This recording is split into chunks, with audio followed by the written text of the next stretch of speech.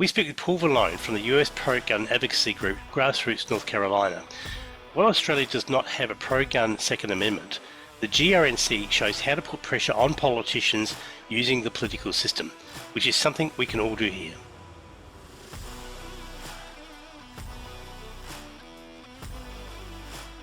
So welcome to another episode of Gun News Australia, brought to you by Politics Reloaded and Gun Traders Australia, and I have Paul Valone with me. How you doing, Paul? Very good, sir. Thank you for having me. Okay, and you're from the Grassroots North Carolina, which is a membership advocacy-based group, obviously in North Carolina, which has been around now for quite a long time. So when did it start? We actually started in 1994 when I watched Congress keep the vote open after time had expired in order to buy enough votes to pass our so-called assault weapon ban. And suitably outraged, I guess, I looked for an organization that was conducting a rally for the Second Amendment, because at that point I still considered rallies to be an effective political instrument. I know better now. And I found an outfit in Ohio, the Committee of 1776, saying that they were holding rallies in state capitals on the 4th of July weekend and leading up to a national rally in Washington. And given that that was only 30 days away, I said, so who's organizing the rally in North Carolina? And they said, you are. So, and this is 94. I did not have access to the internet. Two other guys and I with telephones put together a rally that put 1,000 people on the Capitol steps. We had the wherewithal to take names and contact information, use that as a list to build the organization, and it's all been good from there, I guess. Okay. The reason why I'm speaking with you is because obviously there are quite a number of state-based gun rights organisations, there's a couple of national ones in the US, and I think they're well advanced in terms of their fight, particularly around 2A. But the reason why I was wanting to speak with you is because I've been impressed with effectively the boots on ground approach. That is that, sure, you know, the groups can take legal actions, and there's always the antis and the pros who are fighting over 2A. And you mentioned just prior to me hitting the record, the Bruin decision, which we'll come back to that. But you have had a lot of action on the ground, getting people into the legislature to front up when there's debates and to actually propose, I think, bills. Can you just give a rundown of what your group does on that front, with the boots on ground approach? Well, I tell people my avocation is delivering pain to politicians, and we're good at it. What we do, most of the time when you have an issue advocacy organization, they use conventional lobbying techniques. We, on the other hand, do not use lobbying. We use grassroots mobilization. We have created a large alert network of at this point about 70,000 people in North Carolina, and then we do have lists elsewhere in the United States up to about, we can contact as many as about 450,000 people, depending on how what the issue is. And so what we do is we direct intense pressure at particular politicians or committees, or in some cases corporations. The late Senator Everett Dirksen once said, "When I feel the heat, I see the light." That is the essence of our technique. We were taught a lot of these tactics by Gun Owners of America back in the 1990s, and I've gone on to expand some of those tactics and expanded them into the book that you and I have discussed in the past. But that's basically how we do what we do. We have volunteers. We have a lot of volunteers. We have a lot of people who answer email alerts and call and email politicians. We have a county in North Carolina, Pitt County, that just decided they were going to pass a fairly draconian ordinance banning the discharge of firearms, even on properties that are relatively rural. And so we started dropping phone calls and emails into them, hundreds and hundreds, and they tabled their own. Even the sponsor of the motion tabled it, and they're now trying to figure out what to do next because we just frankly kicked the crap out of them. Yep. And a lot of I think the interest that I've got is we don't have 2A here, so we can't go down that path. It's just not there for us. Not available to us at the moment. But you, in addition to putting these alerts and notifying and mobilising people, you've got people in the legislature. You turn up to hearings. You're there in numbers. Yeah, absolutely. Can you just use a bit of an example of sort of Well, I mean, what you've done and so how this worked? You may not have the Second Amendment, but you do have politicians. And the politicians that you have probably have the same motivations as those in the United States, namely votes, money, and power. And, basically their ability to maintain those things. And so what we do is we demonstrate to them that we can deprive them of votes, money, and power. And we do that on a regular basis with election action and that sort of thing. Yes, we do have people show up at committees. We do pack committee rooms. That's always helpful to pack a committee room when they're considering a bill or an ordinance that we're interested in. Basically, we just let them know that we are watching and that we will take action against them if they cross us.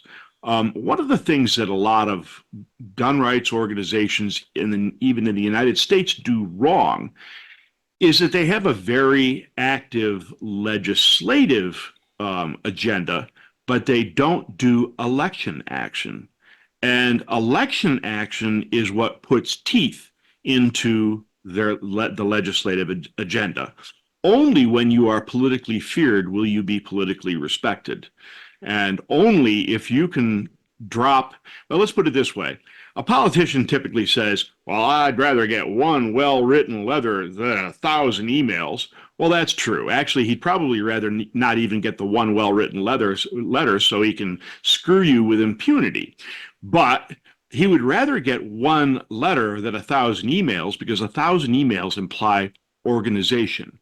And anybody who can organize 1,000 emails against this politician can organize 1,000 votes. So that is the crux of our action. I mean, it's fear-based, no doubt about it. I mean, not to say we don't have our friends and friendly politicians who we treat very well, but in elections, we don't just throw some money at politicians. Instead, we do what are called here independent expenditures. We do mailings for or against politicians. We do automated telephone and text alerts for or against politicians, radio spots. And in some cases, we've even gotten into a fairly sophisticated technique called geofencing, where we delivered 1.5 million impressions to mobile devices in the 2022 elections in order to elect Senator Ted Budd to the United States Senate. So it works. Yeah, you can see how it does. And that, as you're quite right, that's what we have available to us. That's the tool we've got.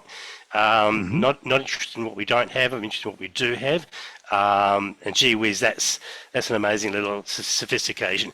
And to take another step further, I'm not going to show it because it's really a private database. It belongs to you, but you've got a very comprehensive database where you track effectively what you do. You assign unique identifiers for politicians who come and go over the years, because some people may come back a second time or whatever it is. So there's no duplication here, but you record the voting history, responses to surveys. It's quite and functionally, I mean, it's an Excel spreadsheet, but it's very sophisticated in its functions. It's impressive because you end up, the outcome is the star rating, which is, I think, ideally what a lot of groups in Australia would like to do, but you've done it. And it's here. Well, I mean, first off, it's not that proprietary. Okay, I'm happy to give people the techniques to do this. All right, this is not a secret. But what we do, while you're talking, I might just pop it up so people can. Yeah, feel free. Right. Feel free. Go right ahead. Okay, I just want to make sure. We call this the Remember in November project because we, yes, that's the candidate database. That's correct. Yep, that's our Remember in November database. We call it the Remember in November project because, of course, our national elections are the first Tuesday after the first Monday in November. In any case, we compile voting records on gun issues for politicians. We compile survey scores for them. We compile a history of their bill sponsorship, sponsoring either pro or anti-gun bills. And we also have a measure we call bill support, which is primarily for legislative leadership on whether they move or kill certain bills. So the bottom line is that we keep this record, and essentially it gets plugged into a database that estimates the percentage of times a given candidate can be expected to agree with a control group of our own life and benefactor members. A candidate who agrees at least 90% of the time gets 4 stars, 80% 3 stars, on down the list. We do this in large part to allow us to use nonprofit money instead of far more precious political action committee money. Now, I don't know your regulations there, but basically, nonprofit organizations are limited in the express advocacy they can do, namely the extent to which they can advocate the election or defeat of candidates. So this is not a express advocacy. We actually say on the voter guides that we do not advocate the election or defeat of any candidate. It is simply an objective, look at where all of the candidates across North Carolina stand on the Second Amendment on gun issues. Now, we then take that objective candidate data, and it is objective. We don't make deals, okay, for candidate evaluations. The candidate gets what they earn, no more, no less. And this, by the way, is a big motivation for them voting correctly. Even candidates who hate us vote right because they know that they will have to answer for it come November. Now, then we take the sophisticated candidate evaluation that you just showed, and we use our political action committee, a registered political action committee, to actually do that express advocacy and to do mailings and other independent expenditures for or against candidates, with the intention not only of electing the candidates we want and defeating bad candidates, but also in delivering the message to politicians across North Carolina that we are watching what they do and that they will be held to account for their legislative behavior. I say that a politician's job is to make you believe that the legislative season and the election season are unrelated. Your job is to make sure they are inexorably intertwined. Once again, only when you can deliver pain in the election season will they listen to you in the legislative season. A bit of a tangent there then. With Trump's win, what's it going to do? Is it going to make a difference? I think it'll make a tremendous difference. The Biden administration, although they have not been able to they passed one gun control bill, but it wasn't exactly a huge win, as much as they claim otherwise. But what he's been doing is using executive orders to and a very anti-gun head of the Bureau of Alcohol, Tobacco, Firearms, and Explosives, or the ATF, that he appointed.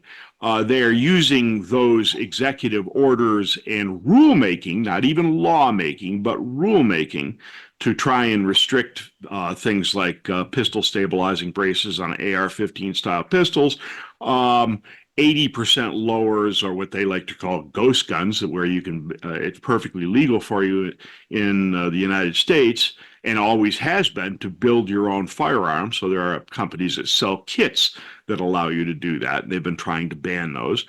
And a variety of other executive orders. Most recently, they're trying to enact as close as possible to what they call universal background checks, meaning every background check goes through the National Instant Check System, a computerized background check system, run by the FBI.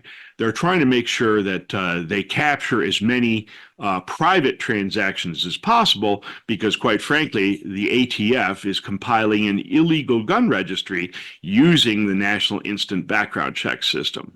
And so these are all things that we expect the Trump administration to put a halt to. Although the courts have been pretty kind to us, and the Biden administration really is pretty much getting their butts handed to them on a variety of these executive orders. It's pretty funny. The Fifth Circuit Court of Appeals, in particular, has delivered defeat after defeat to the Biden administration with respect to the legality under the Constitution of their so-called rulemaking.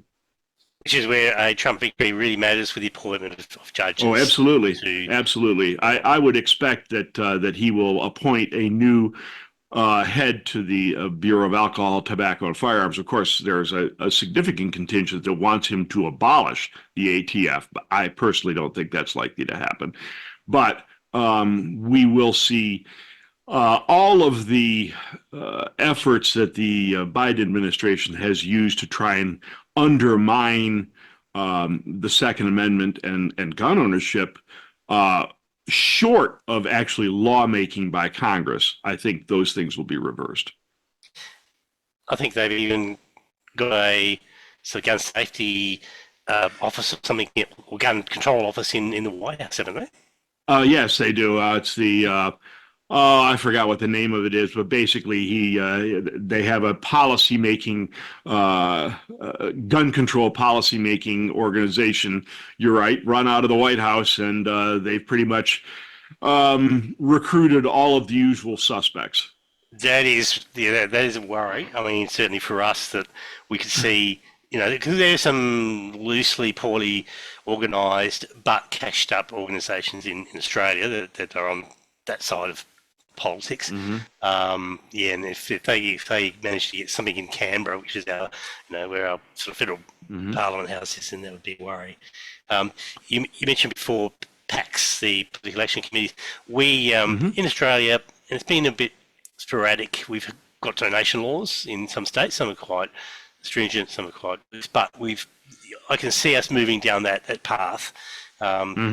With really whatever means you can, okay, whatever means you can legally use in Australia, get creative, and whatever you can use to put pressure on politicians, use it. Use it wherever possible. Yeah, we're in Australia.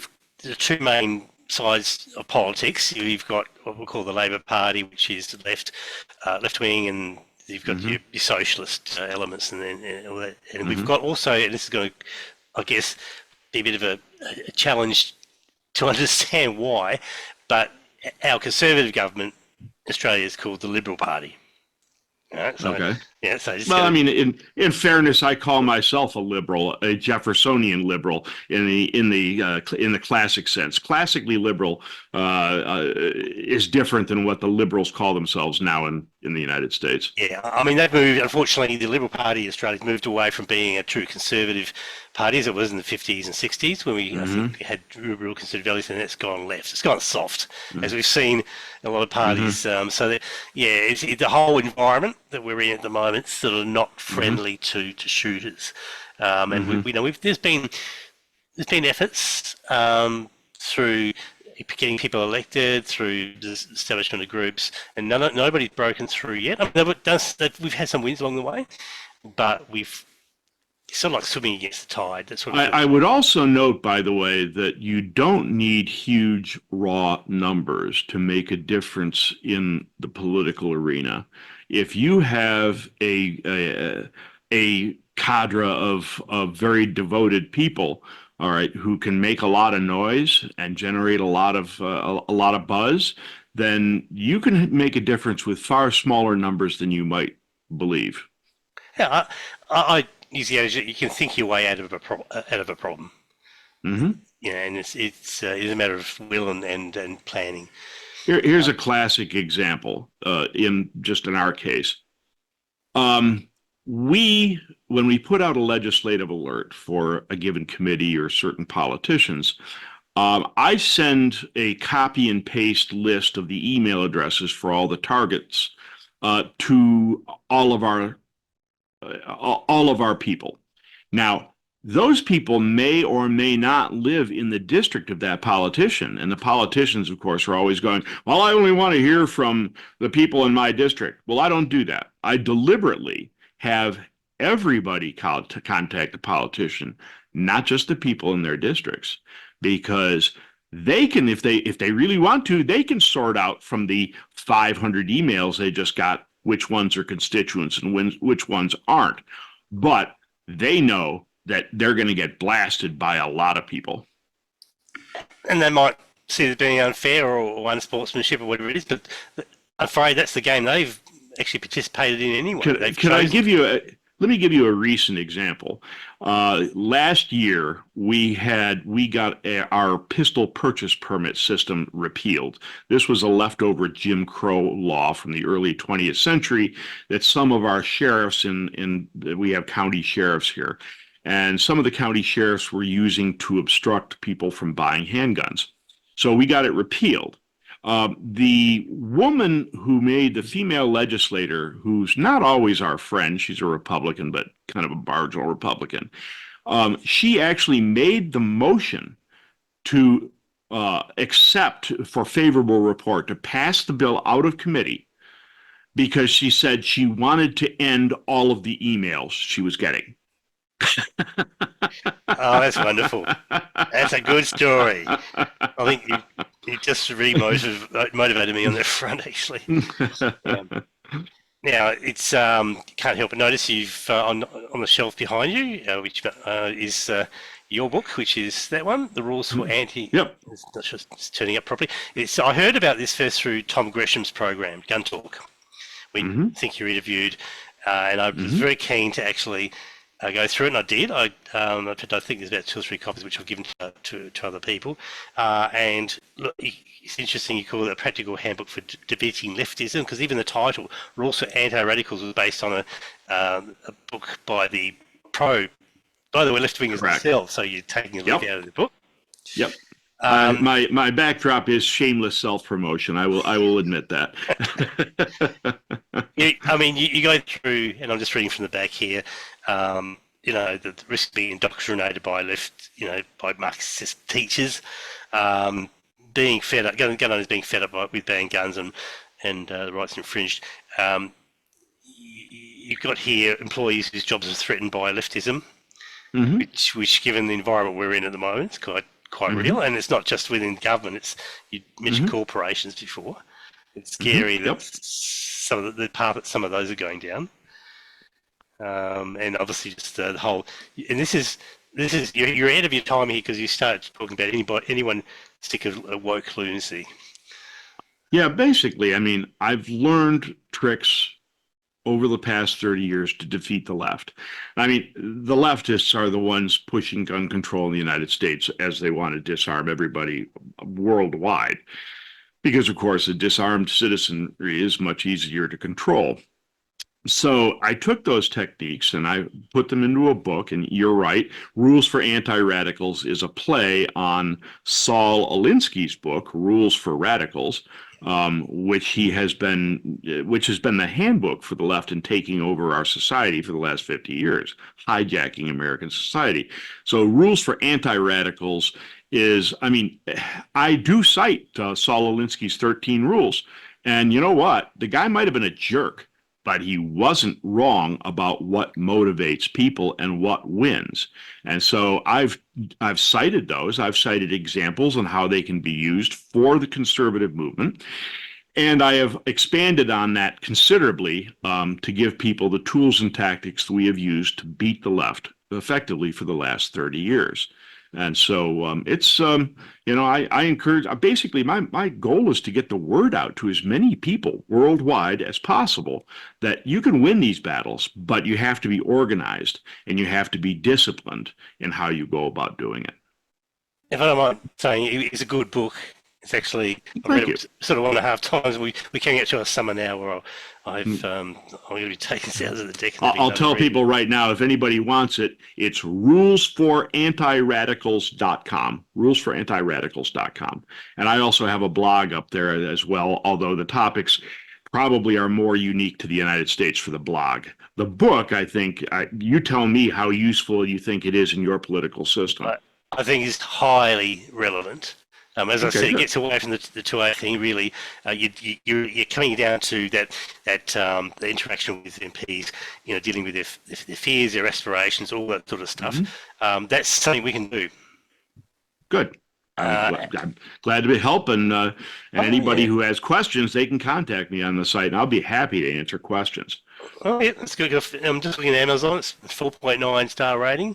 I don't know who the recalcitrant was, but it's a good rating. There's still plenty available. It's just under $40 Australian, so it's yeah, definitely. And I'll be putting a couple of these links up on the to go Well, with thank you. this video as And, well. and by the way, the detracting comments on Amazon were leftists Let's have who a quick. clearly never read the book at all.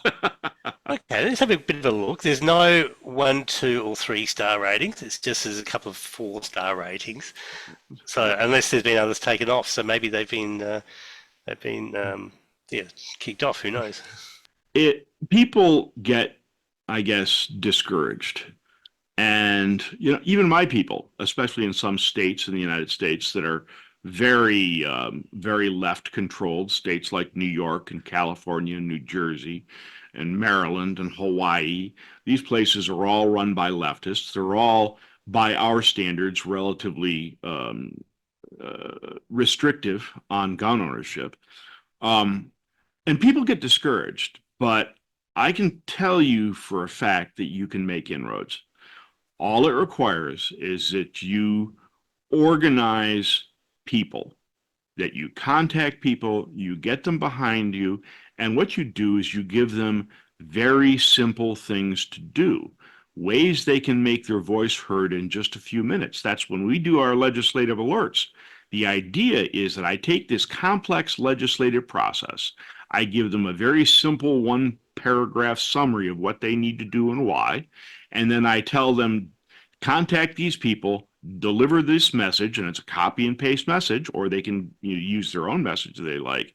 But the idea is that they can make their voice heard in 5 minutes or less. And that is how we are as effective as we are.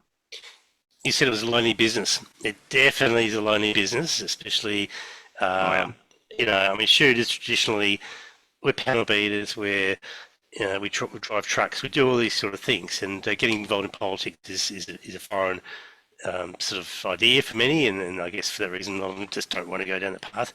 But they know that something's going to happen. So when people do get involved and roll up the sleeves, yeah, often it's you by yourself or just with a small band of people. I was Absolutely. mentioning before we started, our state of Western Australia has just gone through a rewrite of the Firearms Act, and it's been bulldozed through by a left-wing government that's got a clear majority.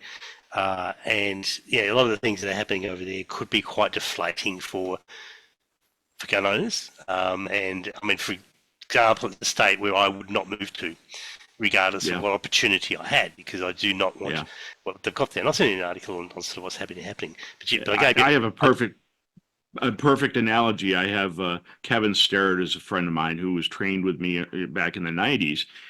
And he's running, unfortunately, the Oregon Firearms Federation, which is up in Portland, Oregon, which is where all the Californians moved and contaminated it, turned it into from a very nice Western rural state into basically a bastion of leftism. And he feels like he's beating his head on the walls, but he does accomplish things, and it can be done, and he has done it. So don't be discouraged. I think I'll take Oregon off my visitation list next time I go to the US, unfortunately. So I'm going to fly over California, just get rid of that. Well, feel free to come visit us in the free state of North Carolina. That sounds wonderful. Paul, I think that's really. I really appreciate your time there. I mean, it's been really interesting just touching base and just getting an understanding of what you're doing there as a bit of a template. that could ideally be done in Australia. So The pleasure is mine, Neil. Thank you for having me. that's all right. Paul Valone from Grassroots, North Carolina. Thank you very much.